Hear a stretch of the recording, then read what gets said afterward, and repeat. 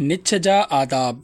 अल्हम्दुलिल्लाहि रब्बिल आलमीन वस्सलातु वस्सलामु अला सय्यिदिल मुरसलीन अम्मा बाद फ़अऊज़ु बिल्लाहि मिनश शैतानिर रजीम बिस्मिल्लाहिर रहमानिर रहीम। निच्छ जा आदाब। निच्छ खे अरबीअ में अतस चइबो आहे। हीउ हिकु फितरती अमल आहे जेको इंसान त इंसान जानवर खे बि पेश ईंदो आहे। केतिरनि ई हदीसुनि मुबारकनि में निच्छ जो ज़िक्र आहे। इहो ई सबबु आहे जो असांजी शरीअत मुतहरा में निच्छ जे मुतालिक़ केतिरनि ई अहम शरई मसइलनि, आदाब ऐं अहकाम वग़ैरह जो बयानु आहे। इन्हनि में केतिरा ई अहिड़ा अहकाम बि आहिनि जिन ते अमल न करण वारो शख़्स गुनहगार थी सघे थो। इन करे हिन मौज़ू जे बारे में ॼाणणु ज़रूरी आहे। शेख तरीक़त अमीर अहले सुन्नत बानी दावत इस्लामी हज़रत अल्लामा मौलाना मोहम्मद इलियास अत्तार क़ादरी दामत बरकातुहुमुल आलिया 23 जमादुल ऊला 1441 हिजरी ते मदनी चैनल ते लाइव निच्छ जे मौज़ू ते बयानु फ़रमायो। अल्हम्दुलिल्लाह दावत इस्लामी जे मजलिस अल मदीनतुल इल्मिया इस्लामिक रिसर्च सेंटर जो शोबो हफ़्तेवार रिसालो अमीर अहले सुन्नत जे हिन बयान खे ज़रूरी तरमीम ऐं मौज़ू जे मुनासिबत सां कुझु वाधारे सां रिसाले जी सूरत में पेश करे रहियो आहे। हिन रिसाले में तव्हां पढ़ी सघंदा त निच्छ अचण ते अल्हम्दुलिल्लाह छो पढ़णु घुरिजे, निच्छ जो जवाबु छा आहे, नमाज़ में निच्छ अचे त छा कजे, छा निच्छ असांजे प्यारे प्यारे आख़िरी नबी सल्लल्लाहु अलैहि वसल्लम जी बारगाह में हाज़िरी ॾिनी आहे। इन सां गॾोगॾु ज़रूरी मालूमात सां गॾु पढ़ंदड़नि जे दिलचस्पी लाइ हिन रिसाले में कुझु वाक़िया बि शामिल कया विया आहिनि। अल्लाह पाक जी रिज़ा हासिल करण ऐं इल्म दीन हासिल करण लाइ पाण बि हिन रिसाले खे पढ़ो ऐं नेकी जी दावत आम करण जी नियत सां ॿियनि खे बि तोहफ़े में तौरु पेश कयो। तालिब ग़म मदीना व बक़ी व बेसा मग़फ़िरत अबू मोहम्मद ताहिर अत्तारी मदनी उफ़िया अन्हु शोबो हफ़्तेवार रिसालो मुतालो। दुआए अत्तार। ए रब्बे करीम, जेको बि हीउ रिसालो निच्छ जा आदाब मुकमल पढ़ी या ॿुधे उनखे पंहिंजी रिज़ा ते राज़ी रहण जी तौफ़ीक़ ॾे ऐं उन जे माउ पीउ समेत बेहिसाब मग़फ़िरत फ़रमाए। आमीन बिजाहे ख़ातमिन नबीयीन सल्लल्लाहु अलैहि वसल्लम। दुरूद शरीफ जी फ़ज़ीलत। फ़रमाने आख़िरी नबी सल्लल्लाहु अलैहि वसल्लम जेको मूं ते हिकु ॾींहं में 1000 भेरा दुरूद शरीफ़ पढ़ंदो उहो उन वक़्त ताईं न मरंदो जेसि ताईं जन्नत में पंहिंजो मक़ाम न ॾिसी वठे। सल्लू अलल हबीब सल्लल्लाहु अला मुहम्मद। सभ खां पहिरियां निच्छ कंहिंखे आई? अल्लाह पाक जॾहिं हज़रत आदम सफ़ीउल्लाह अलैहिस्सलाम खे पैदा फ़रमाइण जो इरादो कयो त मलकुल मौत हज़रत इज़राईल अलैहिस्सलाम खे हुकुम ॾिनो त ज़मीन मां हिकु मुठ मिटी खणी अच। हुक्म ख़ुदावंदी सां हज़रत मलकुल मौत अलैहिस्सलाम जॾहिं ज़मीन मां मिटी जी हिकु मुठ भरी त सॼी ज़मीन जे मथे सित खल जीअं लही संदन मुठ में अची वई, जंहिंमें 60 रंगनि 60 कलर्स ऐं मुख़्तलिफ़ कैफ़ियतुनि वारियूं मिटियूं शामिल हुयूं। इन मिट्टी के मुख़्तलिफ़ पाणियुनि सां ॻोहिण जो हुकुम फ़रमायो। पोइ इन मिट्टी मां हज़रत आदम अलैहिस्सलाम जो जिस्म ठाहे जन्नत जे दरवाज़े ते रखियो वियो, जंहिंखे ॾिसी फ़रिश्ता ताजुब कंदा हुआ छो त फ़रिश्तनि अहिड़ी शक्ल ऐं सूरत जी का मख़लूक़ कॾहिं बि न ॾिठी हुई। अल्लाह पाक पोइ उन जिस्म में रूह खे दाख़िल थियण जो हुकुम फ़रमायो। पोइ रूह दाख़िल थियो। जॾहिं आदम अलैहिस्सलाम जे नक मुबारक में पहुतो त पाण अलैहिस्सलाम खे निच्छ आई। जॾहिं रूह ज़बान ताईं पहुची वियो त अल्लाह पाक फ़रमायो त अल्हम्दुलिल्लाह चओ। पाण अलैहिस्सलाम अल्हम्दुलिल्लाह चयो त अल्लाह पाक फ़रमायो यरहमुकल्लाहु या अबा मुहम्मद, याने अल्लाह तो ते रहमत फ़रमाए ए अबू मुहम्मद। ही हज़रत आदम अलैहिस्सलाम जी कुनियत हुई। मूं तोखे पंहिंजे हमद याने तारीफ़ बयानु करण लाइ बणायो आहे। पोइ रूह आहिस्ते आहिस्ते पूरे बदन में पहुची वियो ऐं पाण उथी बीठा। अल्लाह पाक जी उन्हनि ते रहमत हुजे ऐं उन्हनि जे सदक़े असांजी बेहिसाब मग़फ़िरत थिए। आमीन बिजाहे ख़ातमिन नबीयीन सल्लल्लाहु अलैहि वसल्लम। निच्छ ऐं साइंसी तहक़ीक़। ए आशिक़ाने रसूल, निच्छ इंसानी जिस्म लाइ हिकु वॾी अहमियत रखे थी। अल्लाह पाक नक, मुंहुं, हलक़ खां वठी फिफड़नि ताईं तमामु हवाई रस्तनि में नर्म झिलियूं याने इंसान हैवान जे गोश्त जूं तमामु सन्हड़ियूं चमड़ियूं जिन मां आर पार नज़र ईंदो आहे पैदा फ़रमायूं आहिनि। साइंसी तहक़ीक़ मूजिबि जॾहिं असांखे निच्छ ईंदी आहे त नक में मौजूदु बैक्टीरिया ऐं वायरस ॿाहिरि निकिरंदा आहिनि ऐं असांजो जिस्म जरासीमनि खां पाक थी वेंदो आहे। असांजे प्यारे प्यारे रब असां लाइ केॾो प्यारो निज़ाम ठाहियो आहे। सुब्हानल्लाहिल अज़ीम व बिहम्दिही, याने अज़मत वारे अल्लाह पाक लाइ ई पाकाई ऐं तारीफ़ आहे। हर शे से हैं अया मेरे साने की सनअतें, आलम सब आइनों में है आईना साज का। सल्लु अलल हबीब सल्लल्लाहु अलैहि मुहम्मद। सुन्नत में ई अज़मत आहे जे 14 अखरनि जी निस्बत सां निछ मुतालिक़ 14 हदीसूं मुबारकूं। हिकु, निछ अल्लाह खे पसंदि आहे। आख़िरी नबी सल्लल्लाहु अलैहि वसल्लम जो फ़रमान आहे, अल्लाह पाक निछ खे पसंदि ऐं ओबासीअ खे नापसंदि कंदो आहे। त जॾहिं तव्हां मां को निछ ॾे ऐं अल्लाह जी हम्द करे त हर ॿुधंदड़ मुस्लमान ते हक़ आहे त उनखे निछ जो जवाबु ॾिए याने यरहमुकल्लाह चवे। बुख़ारी 163/3 हदीस 62-26। निछ ते अल्हम्दुलिल्लाह छो चइबो आहे?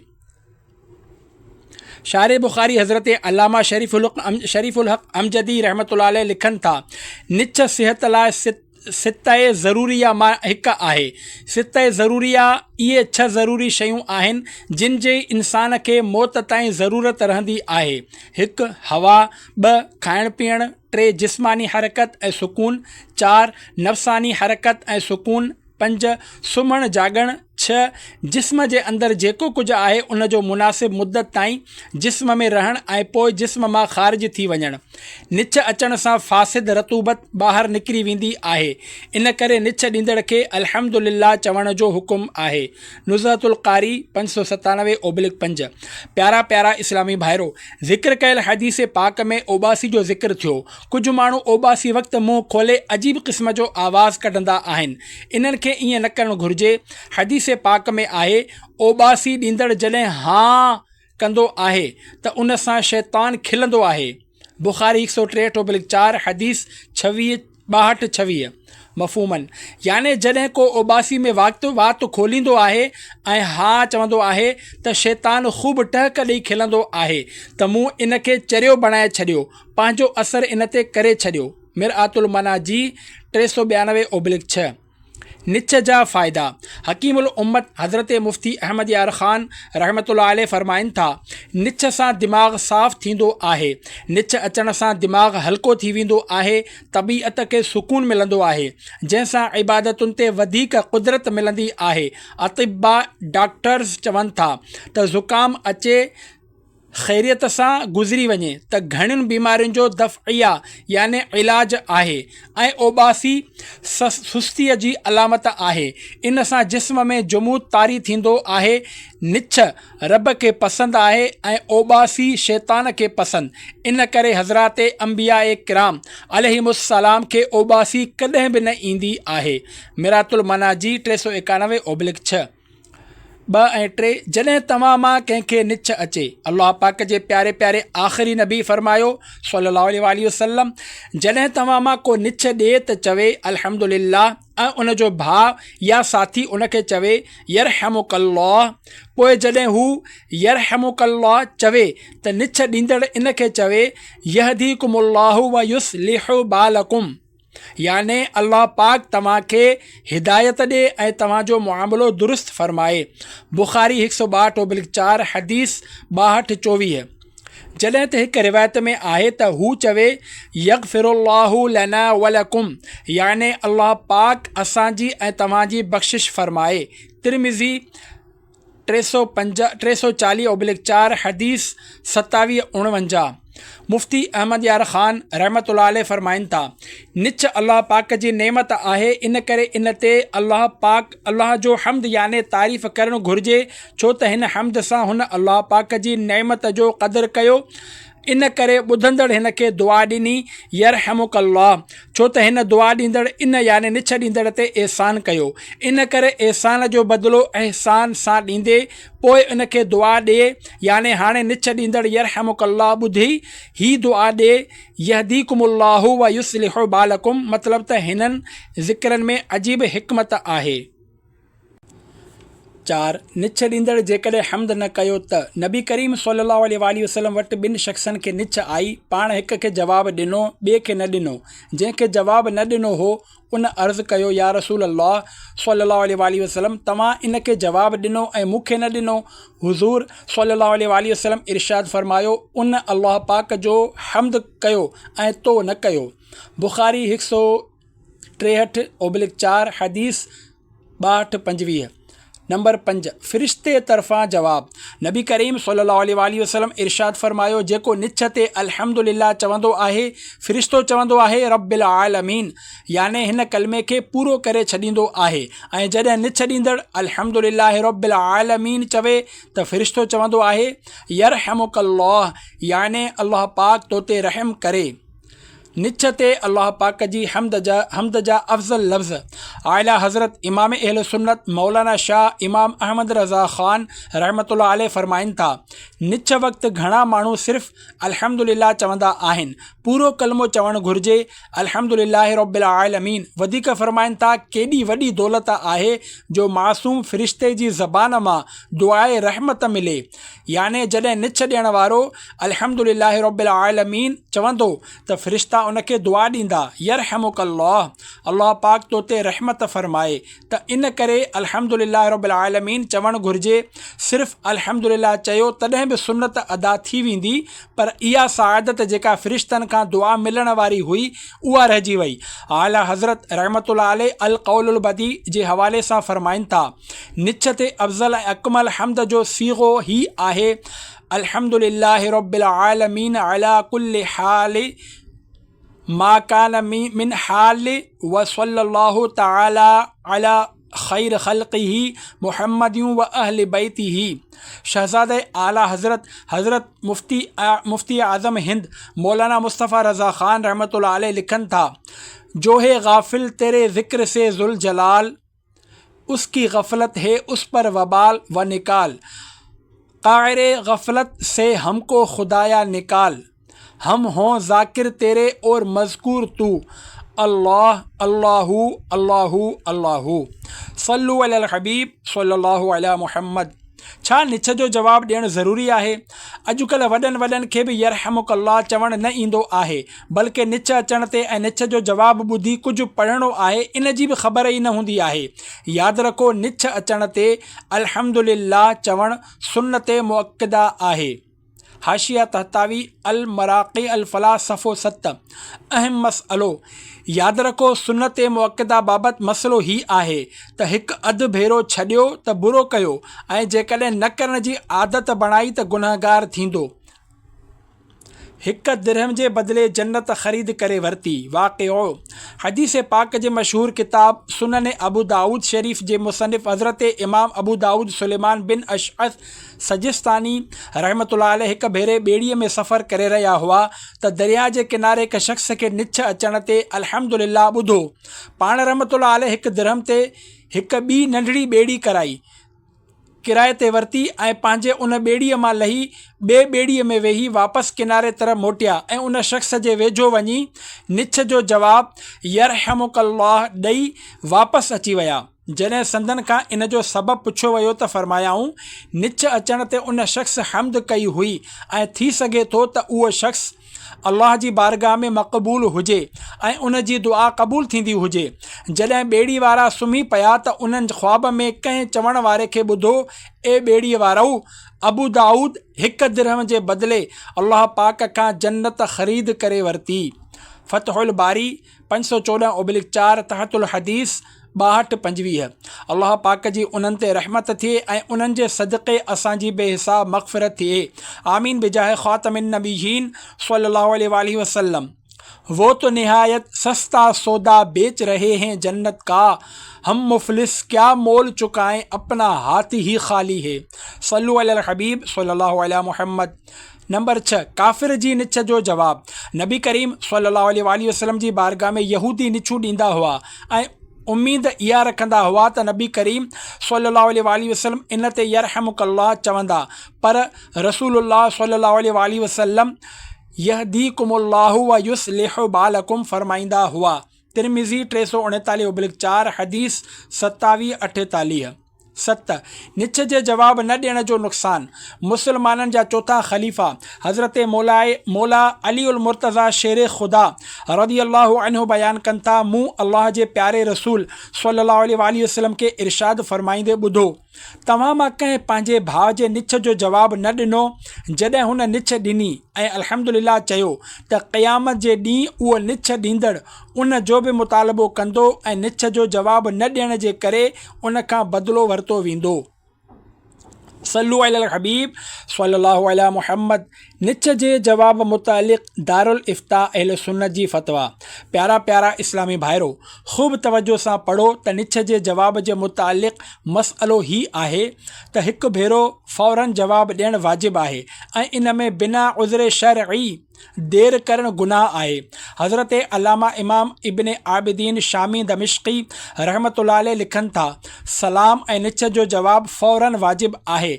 इन जो ज़ाहिर ही आहे त जॾहिं बिना उज़्र जवाब में देर कई त मकरूह तहरीमी थियो ऐं गुनाह सिर्फ़ बाद में जवाबु ॾेई छॾण सां ख़तमु न थींदो बल्कि तौबह बि करणी पवंदी। दुरे मुख़्तार माअरदुल मुख़्तार 683/9। इन करे एहतियातन तौबह करे वठो त या अल्लाह पाक अॼु ताईं निछ जो जवाबु वाजिबु हुजण जी सूरत में असां खां ॼाणी वाणी या वेसर में जेका देर थी या वरी असां जवाबु ई न ॾिनो, इन खां असां तौबह कयूं था। तूं असांखे मुआफ़ फरमाए। आमीन बिजाहे ख़ातमिन नबिय्यीन सल्लल्लाहु अलैहि वसल्लम। 8 नमाज में निछ। हदीस पाक में आहे, नमाज में निछ शैतान जे तरफ़ां आहे। तिरमिज़ी 344/4 हदीस 2757। यादि रखो, नमाज में निछ अची वञे त शैतान इन सां ख़ुशि थींदो आहे त मूं हिन जी नमाज में ख़लल विझी छॾियो। न त ही ममनू नाहे बल्कि ही त ख़ुदा जी नेमत आहे जॾहिं त बीमारी सां न हुजे। सल्लु अलल हबीब सल्लल्लाहु अला मुहम्मद। 9 लगातार 3 निछूं। मुसलमाननि जे 3 ख़लीफ़े हज़रत उस्मान बिन अफ़ान रज़ी अल्लाहु अन्हु खे रसूलुल्लाह सल्लल्लाहु अलैहि वसल्लम जी मौजूदगी में 3 निछूं आयूं। अल्लाह पाक जे आख़िरी नबी सल्लल्लाहु अलैहि वसल्लम इरशाद फ़रमायो, ए उस्मान, छा मां तोखे ख़ुशख़बरी न ॿुधायां? ही जिब्राइल आहे जंहिं मूंखे अल्लाह पाक जे तरफ़ां ख़बर ॾिनी आहे त जेको मोमिन 3 निछूं लगातार ॾींदो आहे त उन जी दिल में ईमान साबित याने पक्को थी वेंदो आहे।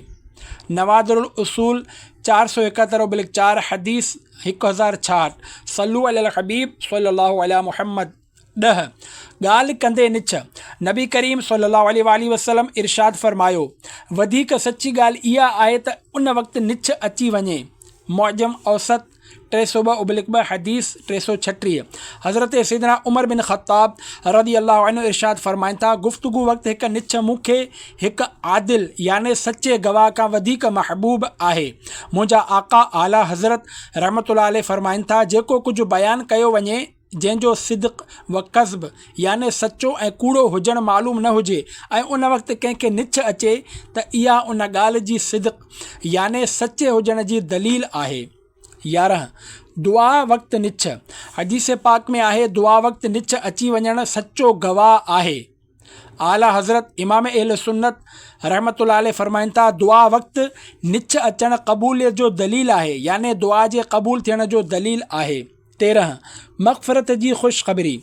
सहाबी रसूल हज़रत अबू राफ़िअ रज़ी अल्लाहु अन्हु फ़रमाइनि था, अल्लाह पाक जे प्यारे प्यारे आख़िरी नबी सल्लल्लाहु अलैहि वसल्लम मस्जिद वञण जे इरादे सां पंहिंजे मुबारक घर खां ॿाहिरि तशरीफ़ वठी आया त मां बि उन्हनि सां गॾु हुयुसि। हुज़ूर सल्लल्लाहु अलैहि वसल्लम मुंहिंजो हथु पकड़ियो हो।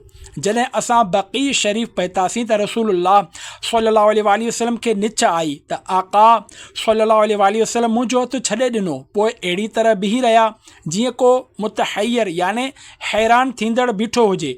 मूं अर्ज़ु कयो, या नबी अल्लाह, मुंहिंजा माउ पीउ तव्हां ते क़ुर्बान, तव्हां कुझु चयो आहे जंहिंखे मां सम्झी न सघियो आहियां?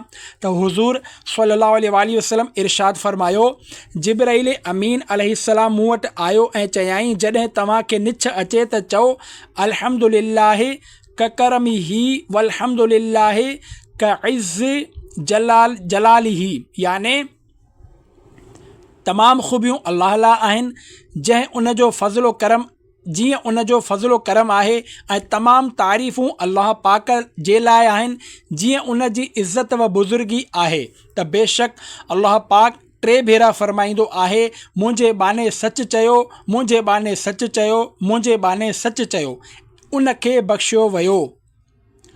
अमलुल यौम वल लैलति सफ़ो 116 हदीस 261। यकीनन ही अमल उम्मत जी तालीम जे लाइ आहे, न त प्यारे प्यारे आका सल्लल्लाहु अलैहि वसल्लम जो शान ही आहे जो पाण करीम सल्लल्लाहु अलैहि वसल्लम जे सदक़े असां गुनहगारनि खे बख़्शियो वेंदो इंशा अल्लाह। सल्लु अलल हबीब सल्लल्लाहु अलैहि मुहम्मद। 13 ॾंद कन ऐं पेट जे दर्द खां हिफ़ाज़त जो नुस्ख़ो। जॾहिं कंहिंखे निछ आई ऐं हू अल्हम्दुलिल्लाह चवे, इन खां पहिरियां ॿुधण वारे अल्हम्दुलिल्लाह चई वरितो त हदीस में आयो आहे त अहिड़ो शख़्स ॾाठ कन ऐं बदहज़मी जे सबबु थींदड़ पेट जे दर्द खां महफ़ूज़ रहंदो।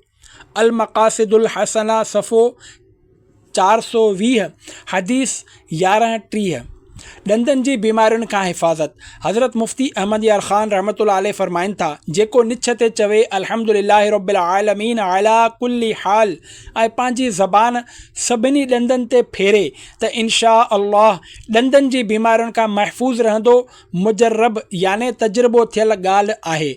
मिरआतुल मना जी 396/6। 14 निछ वक़्तु नूरानी चहिरो ढके छॾींदा हुआ। रसूलुल्लाह सल्लल्लाहु अलैहि वसल्लम जी ख़िदमत सरापा अज़मत में जॾहिं निछ जी हाज़िरी थींदी हुई, याने जॾहिं पाण निछ ॾींदा हुआ त पंहिंजे मुबारक हथ सां या कपिड़े सां नूरानी चहिरो ढके छॾींदा हुआ ऐं इन ढकण जे ज़रिए पंहिंजी आवाज़ मुबारक खे घटि कंदा हुआ। तिरमिज़ी 342/4 हदीस 2754। निछ में आवाज़ बुलंद न कयो। प्यारा प्यारा इस्लामी भाइरो, निछ सुठी शइ आहे ऐं हीउ सॼो बयानु इत्तिफ़ाक़ी निछ जी निस्बत सां आहे। ज़ुकाम नज़ले जूं निछूं का शइ नाहिनि, पर आवाज़ पस्त याने घटि करणु इन्हनि में बि तहज़ीब आहे ऐं मस्जिद में निछ अचण जी सूरत में आवाज़ घटि करण जी वधीक ताक़ीद आहे। कुझु माण्हू तमामु ज़ोर सां हिन अंदाज़ में आक छी कंदा आहिनि जो साॼे तरफ़ वारो बि डिॼी वेंदो ऐं खाॿे तरफ़ वारो छिरकी पवंदो आहे त हीउ छा थी वियो। यादि रखो, निछ में आवाज़ बुलंद करणु हमाक़त आहे, याने बेवकूफ़ी आहे। इन करे निछ में हिन तरह ॼाणी वाणी आवाज़ बुलंद करणु ही सुठे ऐं मुहज़ब माण्हूअ जी अलामत नाहे। निछ मां बदफ़ाली वठणु कीअं। हज़रत अल्लामा मौलाना मुफ़्ती अमजद अली आज़मी रहमतुल्लाह अलैह फ़रमाइनि था, घणा माण्हू निछ खे बदफ़ाली या ख़्यालु कंदा आहिनि, याने इन मां बदशुगूनी वठंदा आहिनि। मिसाल तौरु कंहिं कम लाइ वञी रहियो आहे ऐं कंहिंखे निछ अची वई त सम्झंदा आहिनि त हाणे इहो कमु न थींदो। हीअ जिहालत आहे, छो त बदफ़ाली का शइ नाहे ऐं अहिड़ी शइ खे बदफ़ाली चवणु जंहिंखे हदीस में शाहिद अदल फ़रमायो वियो सख़्तु ग़लती आहे। बहार शरीअत 478/3 हिस्सो 16। बदशुगुनी का असर नहीं होता कभी, जो तकदीर में होता है वही मिलता है हमें। सल्लु अलल हबीब सल्लल्लाहु अलैहि मुहम्मद। निछ जो जवाबु ॾियो जे 14 हर्फ़नि जी निस्बत सां निछ जा 14 अहकाम। 1 निछ जो जवाबु हिकु भेरो वाजिबु आहे जॾहिं त निछ ॾियण वारो अल्हम्दुलिल्लाह बि चवे। जेकॾहिं मजलिस में ॿीहर इन ई फ़र्द खे निछ आई ऐं हिन अल्हम्दुलिल्लाह चयो त ॿीहर जवाबु वाजिबु नाहे बल्कि मुस्तहब आहे। 2 निछ ॾींदड़ खे घुर्जे त ज़ोर सां हम्द चवे त जीअं को ॿुधे ऐं जवाबु ॾिए। 3 जेकॾहिं कंहिं शख़्स घणनि ई माण्हुनि जी मौजूदगी में निछ ॾिनी ऐं अल्हम्दुलिल्लाह चयो त ॿुधण वारनि मां हिकु बि जवाबनि यरहमुकल्लाह चई ॾिनो त सभिनी ॿुधण वारनि तरफ़ां वाजिबु अदा थी वेंदो। हाणे सभिनी खे जवाबु ॾियणु वाजिबु नाहे, अलबत बहितर आहे त सभु हाज़िरीन जवाबु ॾियनि। 4 ख़ुतबे वक़्तु कंहिंखे निछ आई त ॿुधण वारो उन जो जवाबु न ॾिए। 5 निछ अचण सां नमाज़ न टुटंदी आहे। नमाज़ में निछ जो जवाबु ॾियणु कीअं। 6 कंहिंखे निछ आई उन जे जवाब में नमाज़ी यरहमुकल्लाह चयो त उन जी नमाज़ टुटी वई ऐं ख़ुदि उनखे ई निछ आई ऐं पाण खे मुखातिब करे यरहमुकल्लाह चयो त नमाज़ न टुटी। कंहिं ॿिए नमाज़ पढ़ंदड़ खे निछ आई, हुन अल्हम्दुलिल्लाह चयो, नमाज़ न वई ऐं जवाब जी नियत सां चयो त हली वई। नमाज़ में निछ आई, कंहिं ॿिए यरहमुकल्लाह चयो ऐं हिन याने नमाज़ पढ़ंदड़ जवाब में चयो आमीन, नमाज़ टुटी वई। नमाज़ में निछ अचे त चुप रहे ऐं अल्हम्दुलिल्लाह चई वरितो त बि नमाज़ में हर्ज न आहे, छो त निछ अचण ते हम्द चवणु उर्फ़न जवाब न आहे। इन करे मुफ़्सिद नमाज़ याने नमाज़ टोड़ण वारो अमल हुजण जो सबबु न मिलियो ऐं जेकॾहिं उन वक़्तु हम्द न कयो त नमाज़ खां फ़ारिग़ थी करे। बहार शरीयत 605/1 हिस्सो 3। 7 नमाज़ जी हालत में निछ, खंघि, ओबासी, ओगिराई में जेतिरा हर्फ़ मजबूर निकिरंदा आहिनि मुआफ़ आहिनि। 8 जेकॾहिं निछ ॾियण वारे शख़्स निछ अचण खां पोइ अल्हम्दुलिल्लाह चयो ऐं ॿिए कमरे में मौजूदु शख़्स ॿुधो त ॿुधंदड़ ते वाजिबु आहे त जवाबु ॾिए। जेकॾहिं जवाबु न ॾींदो त गुनहगार थींदो। हज़रत अल्लामा मौलाना मुफ्ती अमजद अली आज़मी रहमतुल्लाह अलैह फरमाइनि था, भित जे पोयां कंहिंखे निछ आई ऐं हुन अल्हम्दुलिल्लाह चयो त ॿुधंदड़ उन जो जवाबु ॾिए। दुरुल मुख़्तार 683/9 बहार शरीअत 418/3 हिस्सो 16। 9 गैर मुस्लिम निछ अचण ते अल्हम्दुलिल्लाह चवे त जवाब में यहदीकल्लाह याने अल्लाह पाक तोखे हिदायत ॾे या यहदीकुमुल्लाहु व युस्लिहु बालकुम, अल्लाह पाक तोखे हिदायत ॾे ऐं तुंहिंजे मुआमिले जी इस्लाह फरमाए चयो वञे। तिरमिज़ी 339/4 हदीस 2748। 10 बेतुल ख़ला वाशरूम में निछ अचे त ज़बान खे हरकत ॾियण खां सवाइ दिलि में अल्हम्दुलिल्लाह चई वठिजे। जीअं त ॿाहिरि शरीयत में आहे, निछ या सलाम या आज़ान जो जवाबु ज़बान सां न ॾिए ऐं जेकॾहिं निछ ॾिए त ज़बान सां अल्हम्दुलिल्लाह न चवे, दिलि में चई वठे। 11 तिलावत कंदड़, दीनी मुतालो कंदड़, दुआ या ज़िक्र, वज़ीफ़नि वग़ैरह में मसरूफ़ शख़्स ते निछ ॾियण वारे जे हम्द जो जवाबु वाजिबु न आहे। इन करे इनखे इख़्तियार आहे त जवाबु ॾिए या न ॾिए। हीअ अहिड़ी तरह आहे त को शख़्स इन्हनि कमनि मां कंहिं में मसरूफ़ हुजे ऐं इन दौरान को उनखे सलाम करे त उन ते जवाबु वाजिबु न थींदो। 12 निछ ॾियण सां ॻोढ़ा निकिरी अचनि त वुज़ू न टुटंदो। 14 निछ ॾियण वारे जे निछ जो जवाबु उन वक़्तु आहे जॾहिं हू निछ ॾियण खां पोइ अल्हम्दुलिल्लाह चवे ऐं जेकॾहिं हू हिन अञा निछ ॾिनी ई न आहे या निछ ॾिनी पर अञा अल्हम्दुलिल्लाह न चयो आहे त जवाबु वाजिबु न आहे। इन सां गॾु इन जी अल्हम्दुलिल्लाह चवण खां पोइ ॿुधण वारे ते जवाबु वाजिबु आहे। जेकॾहिं अल्हम्दुलिल्लाह चवण खां पहिरियां यरहमुकल्लाह चई वरितो त जवाबु न थियो, बल्कि अल्हम्दुलिल्लाह ॿुधण खां पोइ हाणे जवाबु वाजिबु थींदो। 14 निछ जो जवाबु ॾियणु उन वक़्तु वाजिबु थींदो आहे जॾहिं निछ सां गॾोगॾु निछ ॾियण वारे खां हम्द अल्हम्दुलिल्लाह बि ॿुधे।